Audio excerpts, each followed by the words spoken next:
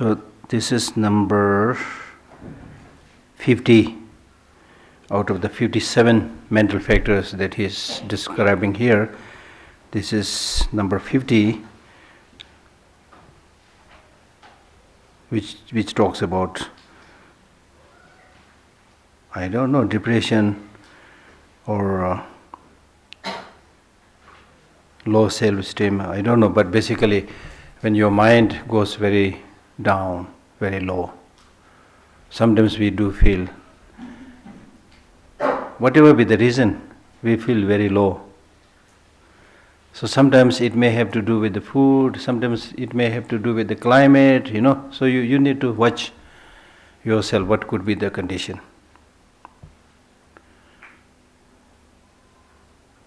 Sometimes it is not just negative emotion, but also the prevailing situation, the surrounding situation. For example, in the winter, around the sun setting time, when it's cold outside and the days are very short, and then you feel depressed. So that has to do with the external situation also. So anyway, like for a meditator, one has to know what kind of food you should eat in cold climates, in hot climates. Like it is absolutely wrong to eat meat in a hot climate. Eating meat, of course, should be discouraged, but even if you want to eat, it is better to eat in the winter, not in the summer. So heat-producing substances should not be eaten. So like that. So like the reason for depression or low self-esteem, you should find out. So make sure that you don't get that low spirit, because when your mind is low and spirit is low, then you will not be able to do any work effectively. Okay? As there is one teaching which says, if you get discouraged or become low, then from that deprivation of the mental strength, you can never make up the shortcoming. If you get discouraged, then you are depriving yourself of your capacity to do many things, and you will not be able to achieve success. 51 is, I think, quite similar to what we have already explained. This again talks about, should be different a little bit, but I don't know. So this one says, sensual desire is to longingly yearn for the five sensual objects.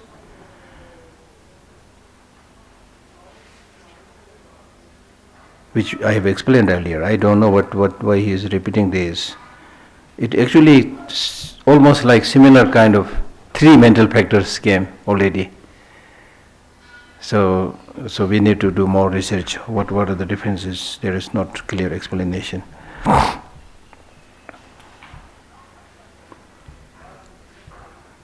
52nd mental factor is harmful intention.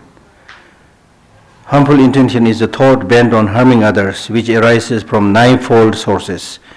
By thinking of inappropriate treatments meted out to oneself, friends and foes through the three times, such as one was harmed. So these threefold sources means, my enemy has harmed me in the past. He is harming me now. He will harm me in the future. 3. Then he has harmed my relatives. He is harming my relatives. He will harm my relatives. 6. He is helping my enemy. He has helped my enemy. He is helping my enemy. He will help my enemy. So when you see these 9 sources, then you get angry. So basically, you feel happy when you and your friends are supported and helped, but you dislike when your enemy is helping your enemy. Right? So with respect to these 9 sources, then you develop harmful intention.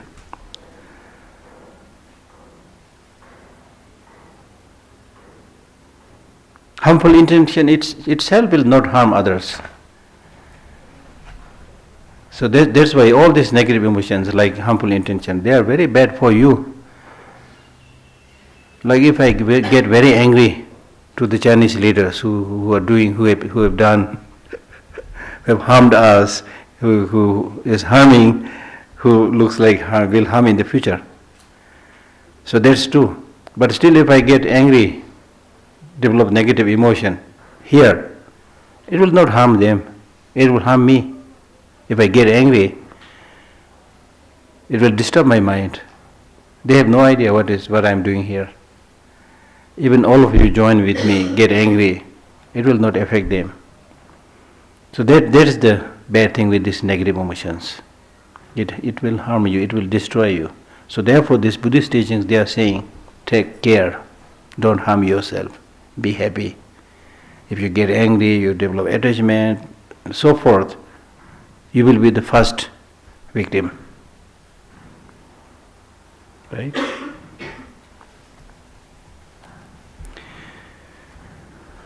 Next one is sluggishness. Sometimes we use the English word torpor, T-O-R-P-O-R. Sluggishness is a deviation from actions due to heaviness of body. Like for example, if you have eaten too much, normally after lunch, when you had a very heavy lunch, then your mind becomes very sluggish. That's called mental torpor. And then you don't feel like doing anything.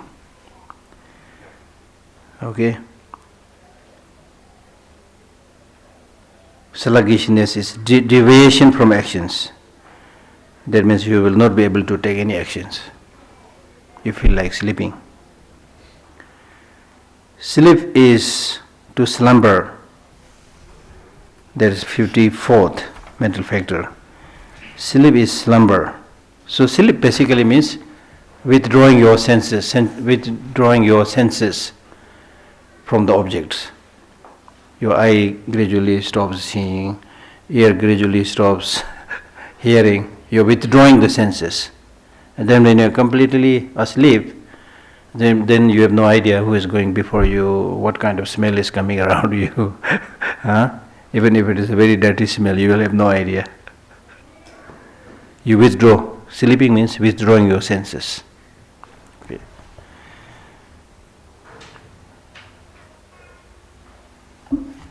Why this is explained here? Sleep is of course very important. So he's not saying don't sleep. What he's saying is sleep is withdrawing your senses.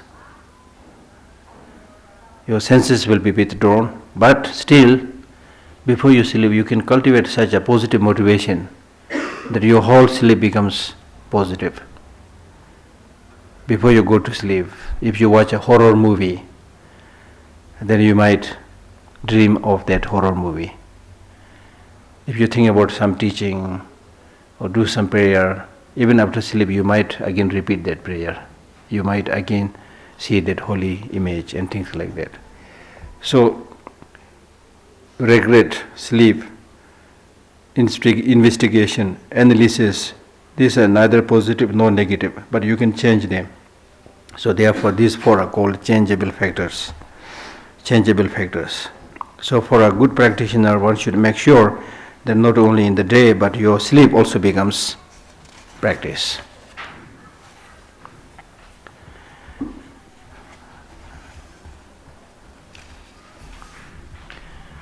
Then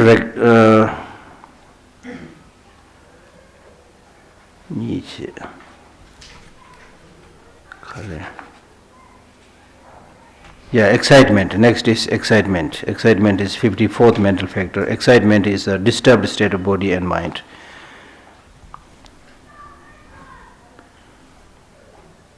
When you get excited, then your mind and body gets disturbed.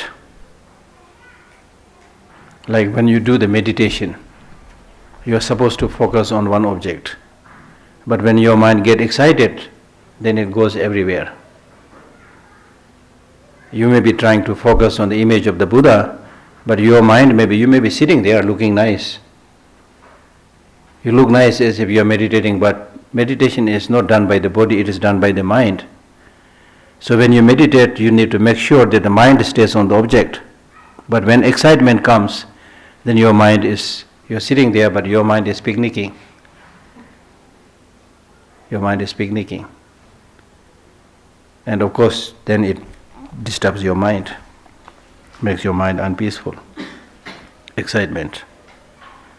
So too much excitement is not good. Too much excitement. Sometimes we get too excited. We almost burst out. Sometimes we get too low. You see? So that too much up, too much down is not good. So in life it is important that your mental attitude should be steady. If you hear good news, okay, good, but don't get too excited. Because when you get too excited, you get arrogant. People who have money, who have name, who have power, they get too excited, they go like this. Then start bullying other people, looking down on the people, you see. So if you hear good news, don't get too excited. You enjoy, but you should think, okay, now good news, tomorrow bad news. Maybe. So no need to get too excited. If you hear bad news, yes, it's bad, you feel a little bit sad, but don't get too low, because good news is waiting. It's not just one thing, you see. Things keep on changing. And in fact, whatever is happening, whatever you are experiencing, is really like a dream. So the things are, whatever is happening is not, there's not much worth developing too much craving and grasping. Dream. Like if you are a man of 40 years old right now, until to this stage, you've done so many things. If you make a movie out of it, it's a long and in many cases dramatic movie. Right? 40 years long movie. But if you look back to this movie of 40 years, it is not so different from the dream that you had last night now. It's just a dream. So the rest of the life's experiences will also go like this. So while of course you will feel happy, you will feel sad, but it is not good to develop too much grasping, too much excitement, too much discouragement. It's not good even for one's physical health. 46th mental factor is regret. Regret is to feel remorse over past misdeeds. When you do something wrong, then later on you feel regret, just like as if you had swallowed poison. If you are asked not to take poison, but if you take, out of excitement, take poison, then you start having illness, pain. Then you regret and start thinking, I wish I had not done this. So similarly in our life there are many things which if you don't be careful, you will have to regret later on. So it is better not to do it, so that you don't have to regret later on. So regret is to feel remorse over past misdeeds and arises when bothered at a later time. And arises when bothered at a later time means that if the consequences happen at a later time, then you will be disturbed, you will be bothered by that consequences.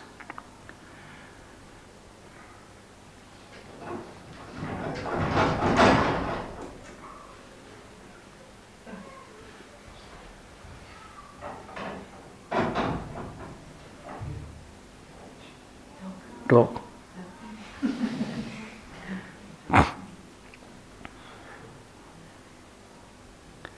Doubt is two-pronged state of mind pertaining to truth and the three jewels. So doubt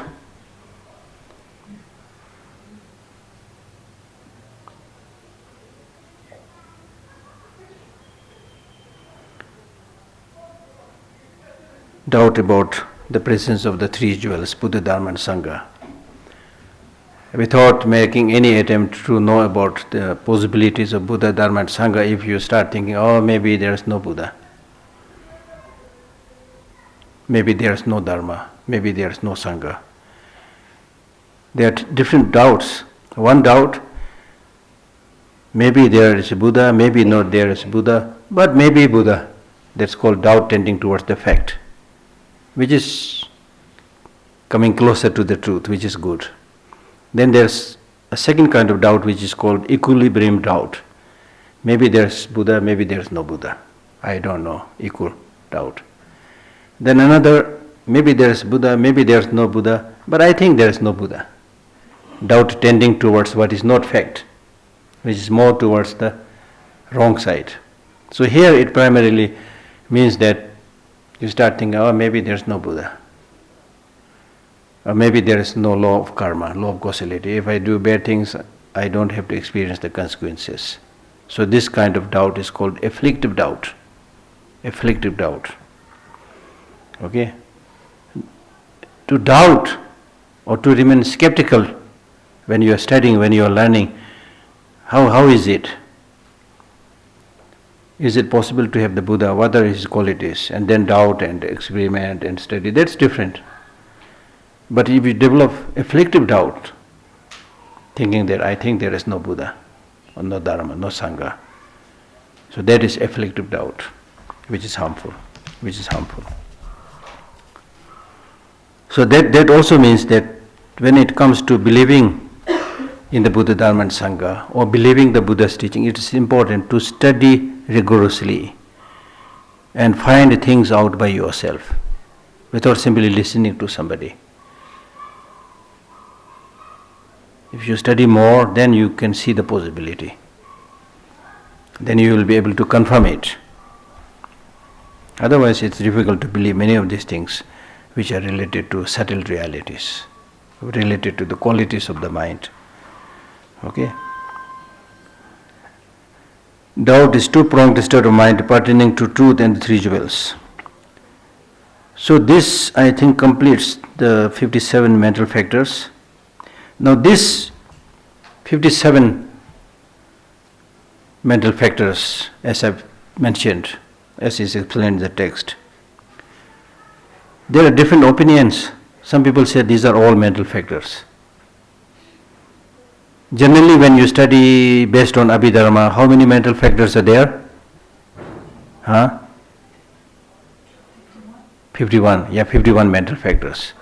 But now as you have studied this, you find some more.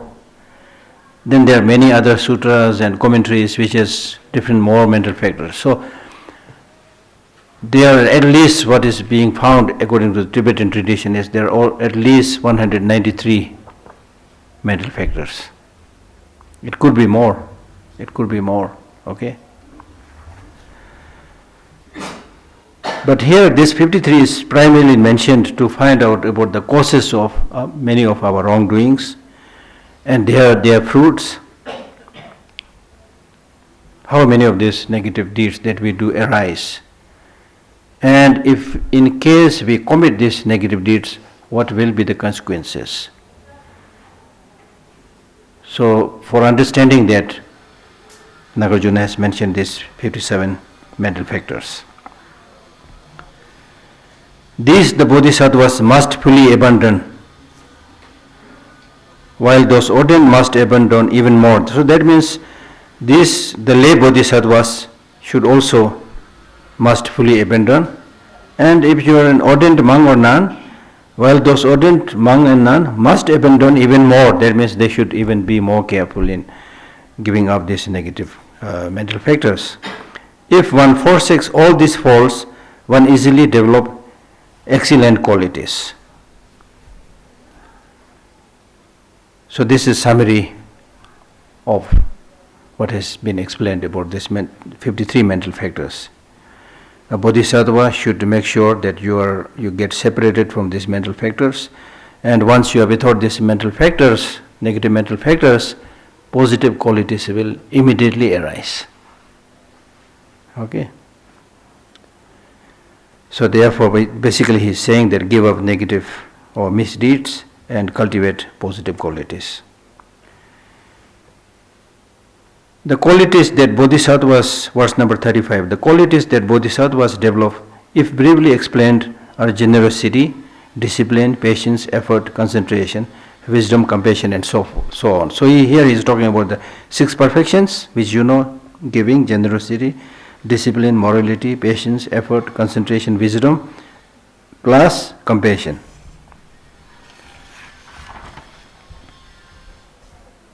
The qualities that Bodhisattvas develop. He is summarizing it. If you practice these 7, it entails the main Buddhist practices. And then he gives an explanation of all of this. Generosity or giving is giving away of one's possessions. Of course, giving has many things, giving dharma and so forth, but here he is primarily talking to the king. So he tells the king to help his poor people and distribute wealth.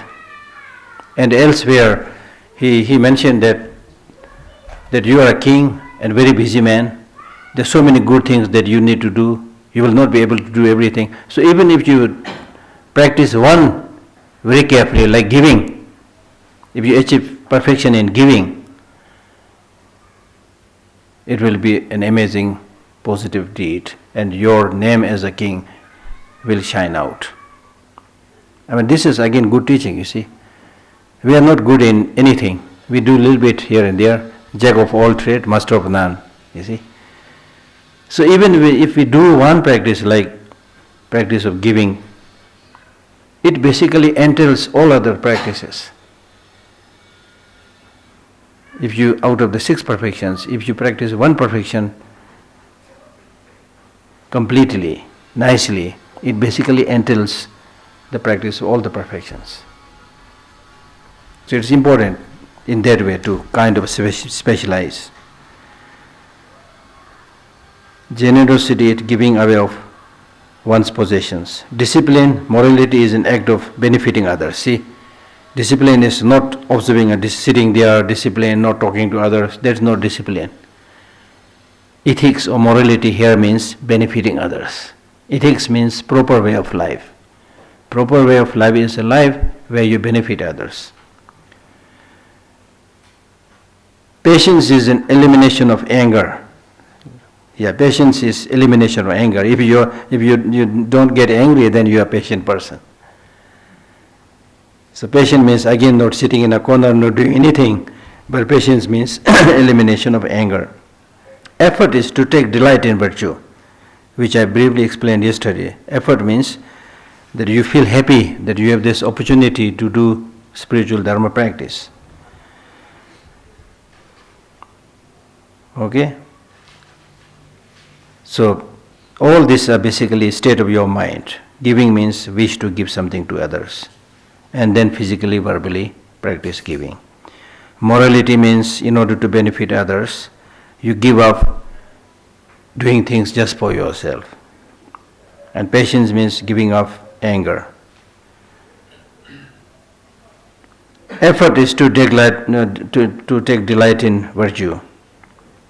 Concentration is non-diluted single-pointedness. I have explained this yesterday. Wisdom is that which establishes the meaning of truth. These are very easy.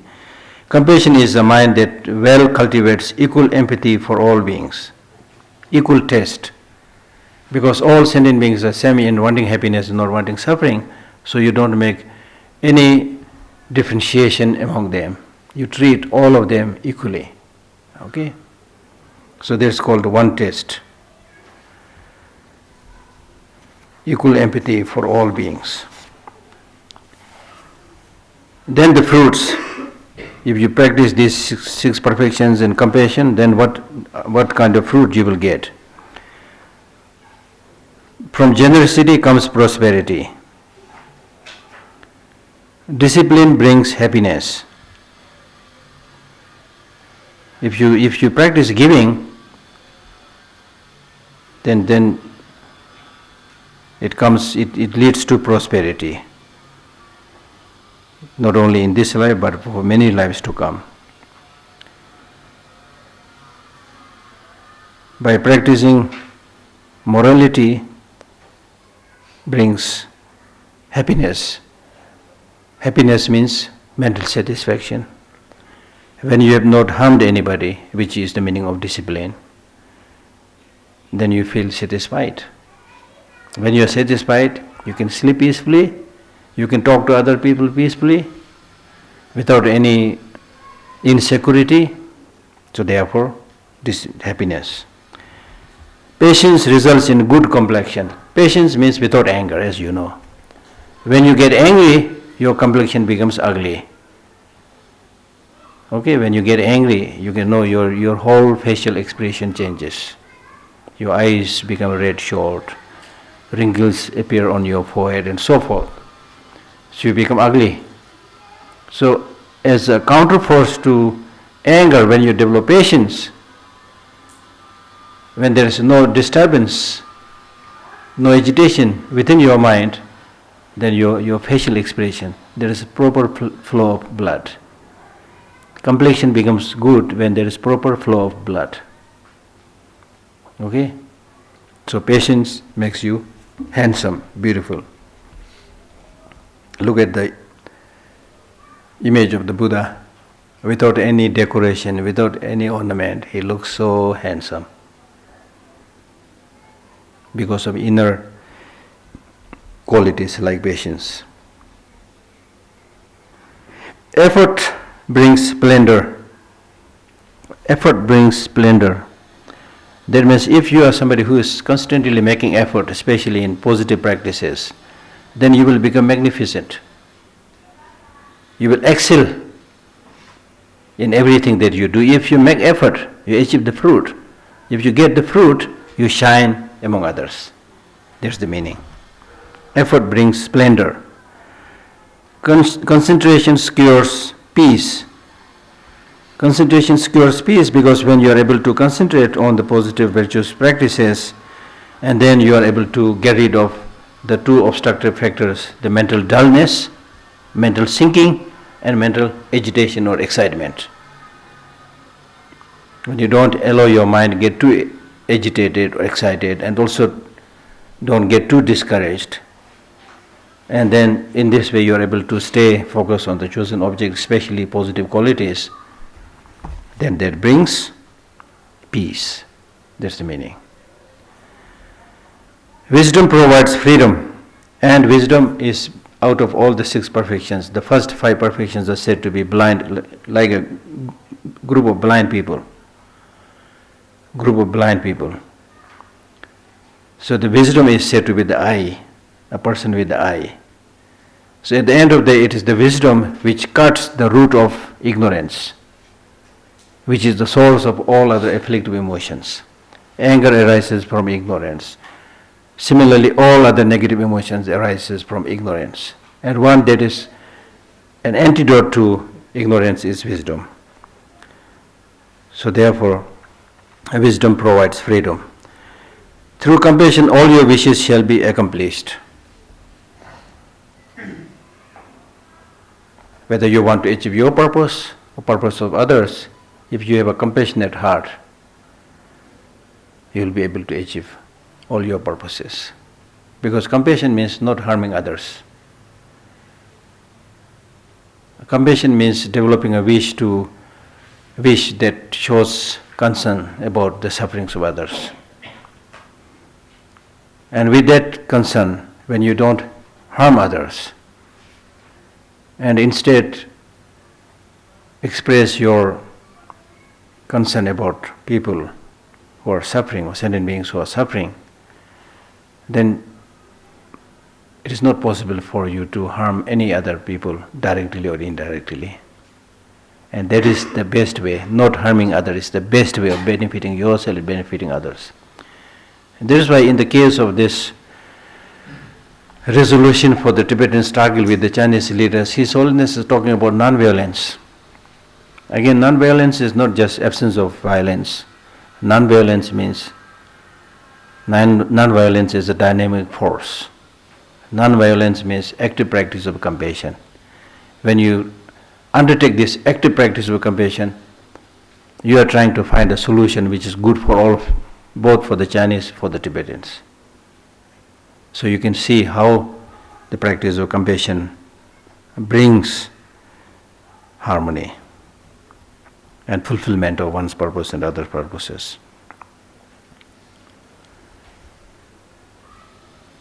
And then he talks about the common fruit. By simultaneously perfecting in all these 7 practices, one attains lordship over the universe. That means you will become Buddha. Lordship means you will become Lord, you will become the protector, you will become the Buddha. The source of inconceivable wisdom. If you become Buddha, then of course you are the source of inconceivable qualities. Then he explains the 10 spiritual grounds. Just as in the hearer's vehicle, Sharvaka vehicle, 8 spiritual grounds of hearers are explained. Similarly, in the Mahayana vehicle, 10 grounds of bodhisattvas are explained, which are: first of this is extremely joyous, as it brings joy to the bodhisattvas. Why he gets joy? Because he has abandoned 3 ever-binding fetters. 3 ever-binding fetters. Okay?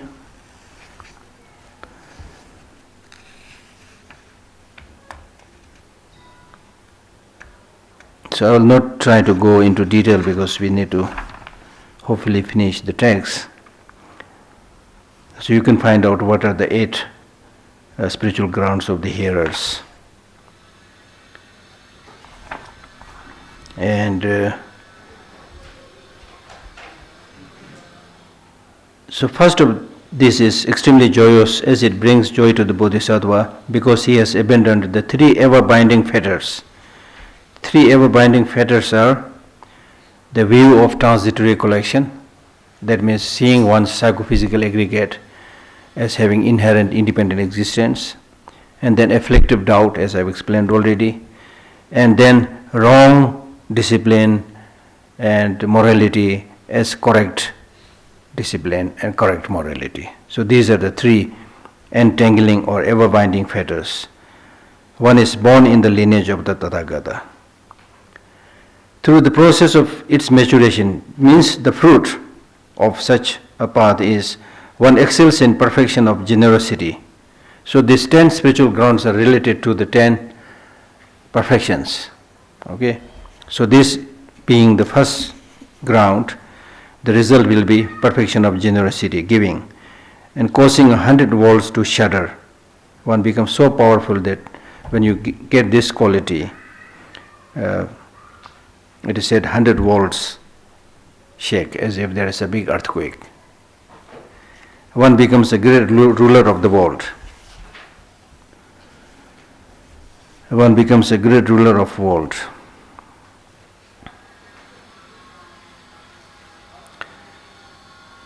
The second is called immaculate, as all 10 actions of body, speech and mind become wholly immaculate. Immaculate in the sense because you restrain the mind which longs to achieve liberation just for yourself, and even in dream you don't get your body, mind and speech polluted by immoral practices. So that's why it's called immaculate, as all 10 actions of body, speech and mind become wholly immaculate, wherein one spontaneously abides. Through the process of its maturation, means the fruit of such a path ground is one excels in perfection of discipline, morality, gaining possessions of the 7 precious objects. One becomes a kind, universal monarch.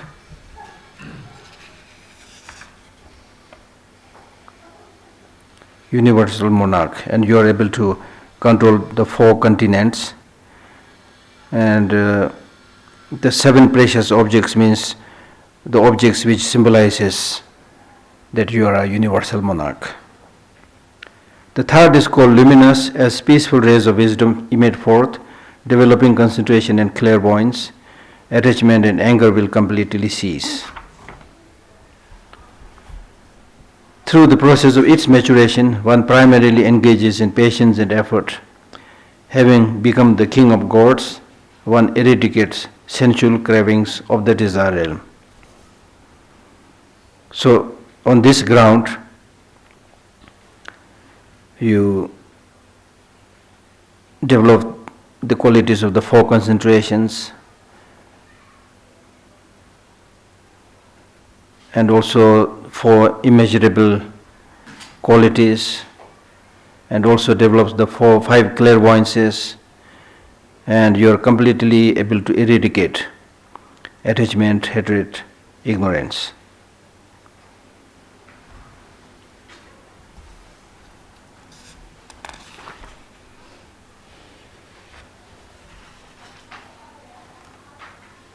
The 4th is called radiant.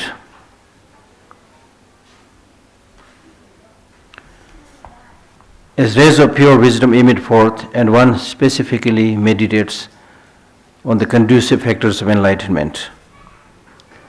37 limbs to enlightenment. Of course, he meditates on many things, but he specifically meditates on the 37 limbs to enlightenment. The wisdom of the pure wisdom, the light of pure wisdom is stronger here on this ground, so therefore this ground is called radiant. As rays of pure wisdom emit forth, and one specifically meditates on the conducive 37 limbs to enlightenment. Through the process of its maturation, one becomes a celestial ruler in the realm without strife, and gains mastery in the eradication of the bargaining view regarding transitory collections. You become a king in the celestial realm, which is called the realm without conflict. And you are also able to destroy the inborn grasping to oneself, and also the grosser levels of seeing person as having substantial existence.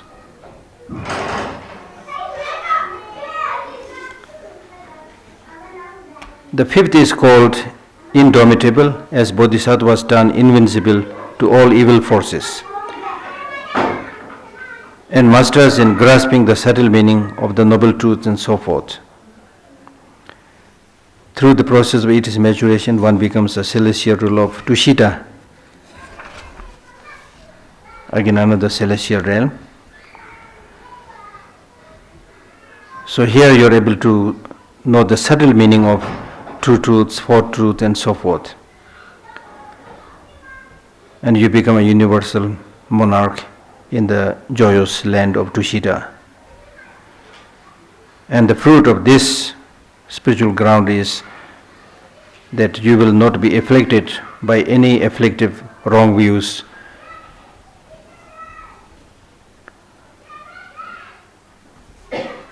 Through the process of its maturation, one becomes a celestial ruler of Tushita and eliminates deluded views proposed by all extremists. There are people or philosophers with wrong views. As far as wrong views is concerned, there is really no limit. There are countless wrong views. Like there are wrong views where you will be asked to jump on a trident. There is a trident standing like this, then you are asked to jump on it and kill yourself, and then saying you will become enlightened. So still, some of the conflicts that we are seeing today, much of it is based on wrong views. I'm sorry to say that. Wrong views. So you will then not be influenced by these wrong views. The 6th is called great advancement, as one advances in the Buddha's teachings, developing familiarity with calm abiding and special insight, shamatha and vipassana. One accomplishes cessation and is thus elevated. Of course, all the spiritual grounds are advancing towards the Buddha, but this is specially called the great advancement because through the use of the logic of dependent origination, you are able to see everything like a reflection, and your spiritual knowledge advances on such an understanding. So therefore it is called great advancement.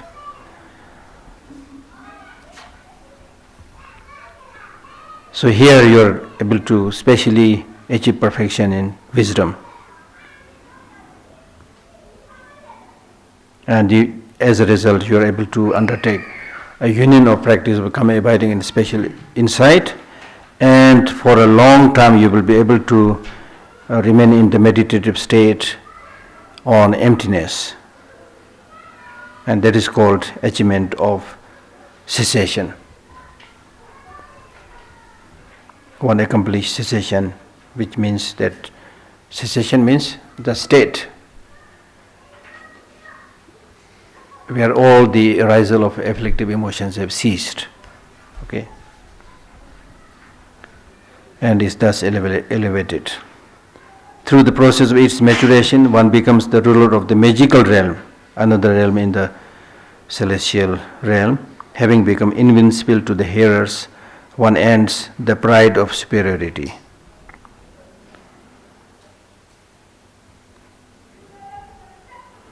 And now you have reached such a state where you will not be attracted by the lower paths, like the paths of the Sarvakas and the Patika Buddhas, and therefore you will be able to overpower those with strong pride. One ends the pride of superiority. The seventh is called gone afar. As one has numerically gone afar, one also enters moment by moment into the meditative equipoise of cessation. Numerically means in terms of when you reach this spiritual ground, then in terms of time, you already finished accumulating merit for 2 countless eons. And also this is called numerical because comparing to the lower spiritual grounds, the number of qualities possessed by this person on this spiritual ground is much more. And here then one also becomes very close to the 8th spiritual ground. So therefore it is called gone afar. Through the process of its maturation, one becomes the ruler of the divine vanquishers. Realizing the paths of the noble truth, one becomes supreme among many.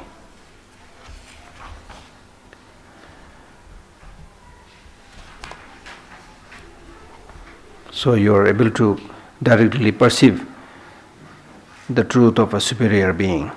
That's called superior among many.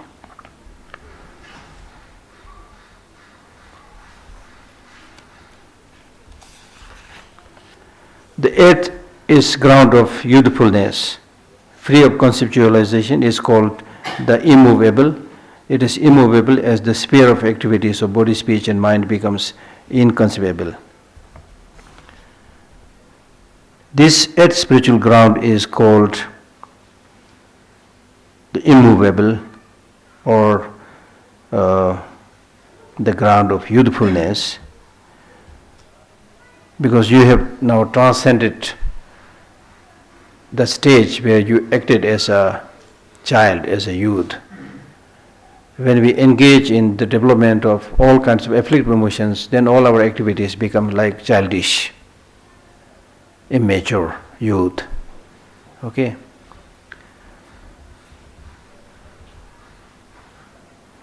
So you will no more become a youth or a child once you achieve this 8th spiritual ground.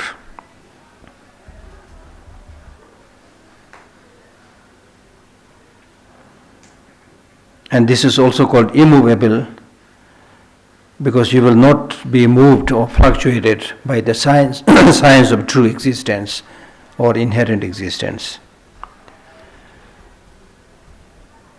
So that means here you have, on this ground, you have completely eliminated the true grasping, and any science of conceptuality of seeing things as having inherent existence will not be there. And as a result, your verbal, physical and mental activities become inconceivable, unthinkable. Through the process of its maturation, one becomes a pure God. Sometimes we use the word Brahma, and the master of the 1,000 worlds, and remains insuperable to 4 destroyers and the solitary realizers in establishing the meaning of Dharma. Insuperable means the Sarvakas and Patika Buddhas cannot now challenge this Bodhisattva on the 8th spiritual ground. The ninth is called excellent wisdom, as one then reigns like a regent, gaining perfect individual awareness. It is called perfect wisdom.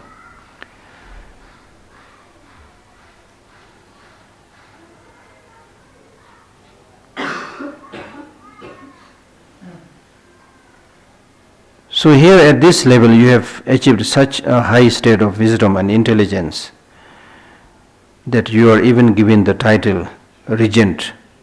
So you become almost like the regent of the Buddha. Gaining the ninth is called excellent wisdom, as one then reigns like a regent of the Buddha, gaining perfect individual awareness. It is called perfect wisdom. Through the maturation of this, one becomes a pure God and a master of the 2000 worlds, and further remains invincible to four distant others in their inquiry on the thoughts of sentient beings. The 10th is called the cloud of Dharma. As rains of sublime Dharma showers forth, and Buddhas confer upon bodhisattvas the initiation of multitude race. So this is the last stage of bodhisattva, and this is called cloud of Dharma, because just as rains come forth from the cloud, so similarly all the crops of virtuous practices that we see in the world is result of the rain of Dharma teachings that comes forth from such bodhisattvas. And then here at this stage you achieve such a strong meditative stabilization which is not so different from what is achieved by the Buddha.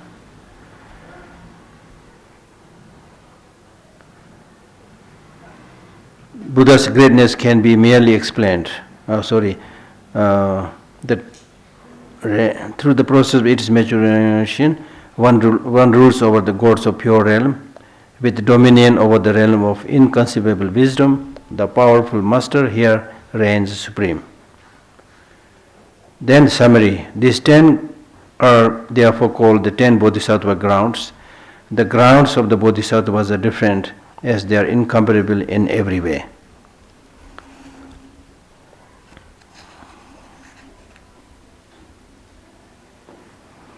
So if you want to know the details, then you should read, of course, Abhisamaya Alankara. There's a brief explanation. And also Madhyamika Avatara. Madhyamika Avatara has 10 chapters, and each of the chapter is related to one of these spiritual grounds. So there is a very detailed explanation. I mean, the amazing thing with this kind of explanation is, how can you explain these qualities of the bodhisattvas if you had not gone there?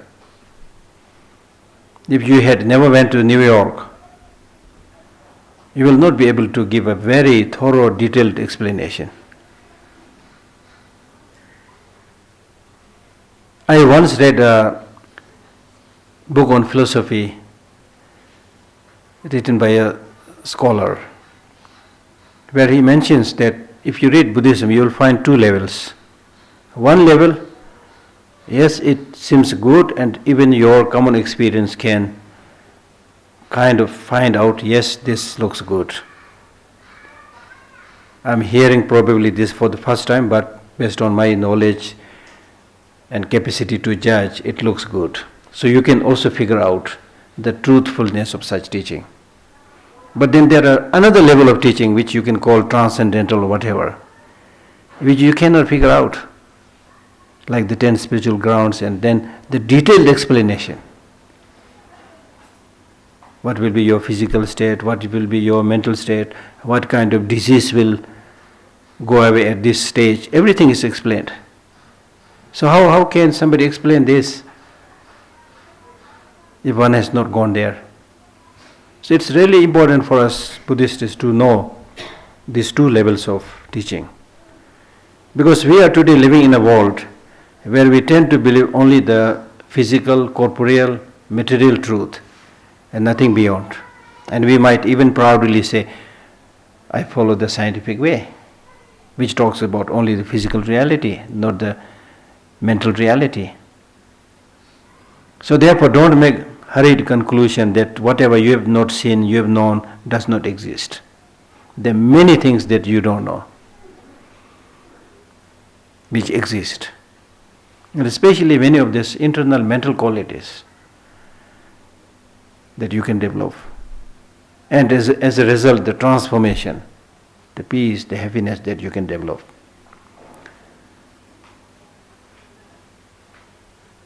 So, some of these almost like metaphysical statements are not necessarily not true or lying, things like that. So it's important to study and find it out. Okay? Because once you are able to appreciate such possibilities, then you will feel like practicing. Right? Because for a Buddhist, when we talk about practicing Dharma, what is Dharma? Dharma primarily refers to Nirvana. If your whole practice is targeted towards achieving Nirvana, liberation, then you are doing Buddhist practice. If you are simply doing this practice to stop killing, not stealing, it's good. But this kind of practices even non-Buddhists do. So the uniqueness with Buddhist practice is not just doing away with some of these smaller problems, but for ensuring that you are able to achieve a state of happiness from where there is no falling back. Small fleeting happinesses, how many times we have enjoyed? Even in this life, how many times we've enjoyed all kind of things, small things, just like small kids enjoying lollipop, That we have all enjoyed so many things. There is hardly anything which we didn't do. So where are you now? Shantideva in his Bodhisattva way of life makes a very strong statement by saying, if you don't know what is the difference between you and the Buddha, or the practice of bodhicitta and self-cherishing attitude, then you compare yourself to the Buddha. Buddha practiced the mind, the bodhicitta. Buddha practiced bodhicitta, the mind wishing to benefit all sentient beings. So where is he now? We practiced self-cherishing attitude, selfishness. So where are we now? Buddha, whether it's still living there or not, you can talk about this, but Buddhist belief is still there. But this you can talk about. But at least what is true is just the message of the Buddha. Just remembering him. Just following him. How many millions of people are getting benefit? Peace, harmony, happiness.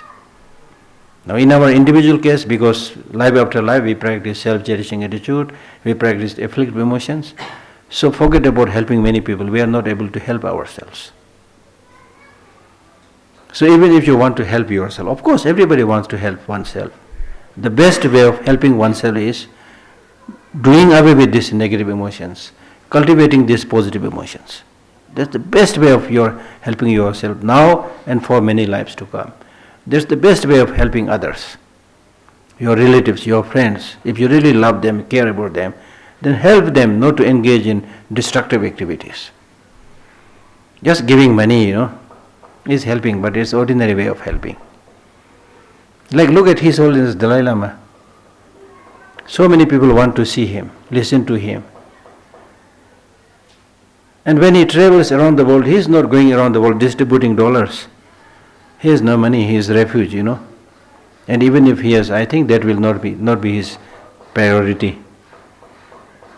But he gives advices, how to get peace, how to get happiness. From the depth of his heart, wishing that they be happy. Just like a mother caring her only little cute child. There is a sincerity, there is genuine feeling, He's not always not thinking about every time saying something different. People may want to hear always something different, but he's basically saying, no, different, yes, you can hear. But the purpose of all this is that you become a good person, happy person, peaceful person. And the way to do it is to remove the afflictive emotions, cultivate the positive emotions. When Buddha was passing away, he was dying, And his followers, the monks, he cried and waved and said, now you are passing away. When you are gone, it's really like the sun gone from the earth. There will be darkness all around. So appoint a regent, your representative. Buddha did not appoint any single person as his representative. He said, my representative is my teaching. That's why in Buddhism, out of the three, Buddha, Dharma, Sangha, the most important thing is Dharma. Dharma is like medicine. Buddha is like physician, doctor. Dharma is the medicine. Sangha is the nurse, compounder, relative who is going to help you. So the one that directly fights your illness is the medicine. And if you take care of his speech, it means you are respecting the Buddha also. Right? So that is our target. I mean, you can read so many books later on also, but make sure that you try to reduce your negative emotions. If you don't do this, you read 100,000 books. It will have not much effect. I mean, it's good. If you like it, if it's your choice, you're not harming anybody, of course it's very good. But still that does not serve the main purpose of the teaching. There's a very beautiful poem written by Kongtang Tempe Dome. I don't know whether I can translate it. Where he says, Chik today la so tensik chudame kai dumna ya semte so tachik rawa me da chosam kikjang wasar ches. That means in the debating field, when the monks debate, then they talk about it, there is no true existence as one, as many, and so forth. They debate very aggressively in a heated manner. Then he says, that's good, you are debating. But that debate is not for other people, it's for yourself. If you try to use that logic to defeat this grasping of self within yourself, then you are doing a proper debate. But otherwise your debate, like for example, in a simpler way, let us say compassion. Compassion is a mind wishing that all sentient beings are without suffering. It's good, you know the definition. How many different types of compassions are there? 3. What are they? 1, 2, 3. It's good, you have the knowledge. But if somebody asks you, do you have that compassion which you are counting? Sorry sir, I don't have anyone. There is a story of a person who was looking after a flock of sheep. So every morning hundreds of sheep he used to count and then send them up to the mountain, to the grassland. Then the evening he has to gather all the sheep and then count again. Then somebody came to the person and said, you must be a very rich man. Every day, every morning you count these hundreds of sheep and every evening you count these hundreds of sheep. You are a very rich man. He said, no, I'm very poor. I'm almost like a beggar. I don't have even a single sheep. All this sheep belongs to my master. So like that, we will become like that, that we will become like that shepherd, counting how many types of bodhicitta, 2 conventional bodhicitta, ultimate bodhicitta, compassion 3, 6 perfections, 3 Buddha, Dharma, Sangha. Do you have any of this? No. So what I'm really trying to say is we need to make effort to bring about some change, some transformation. Okay, thank you.